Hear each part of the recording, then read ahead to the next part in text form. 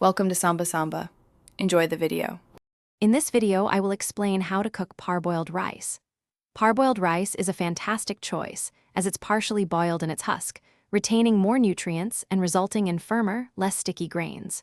For perfect results, remember the golden rule. Use 2 cups of water for every 1 cup of parboiled rice. This precise ratio is key to achieving that ideal texture and ensuring your rice is fluffy and delicious every time you cook it. Before cooking, rinsing your parboiled rice is a crucial step. This simple action helps remove any excess starch, which is essential for preventing stickiness and ensuring each grain remains separate. While optional, soaking the rice in cold water for about 30 minutes can significantly reduce your cooking time and further enhance its texture.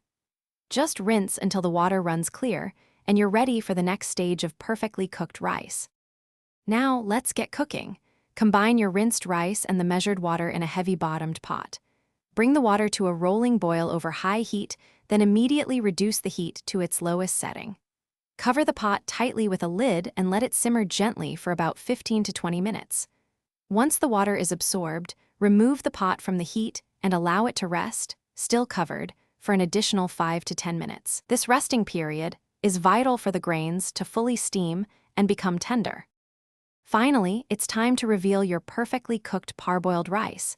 Gently fluff the rice with a fork. This action helps to separate the individual grains, making them light and airy, and prevents them from clumping together. Your delicious rice is now ready to be served immediately as a versatile side dish or as a wonderful base for your favorite main courses.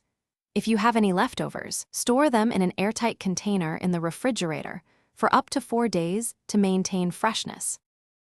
Thanks for watching. Consider subscribing if we helped you.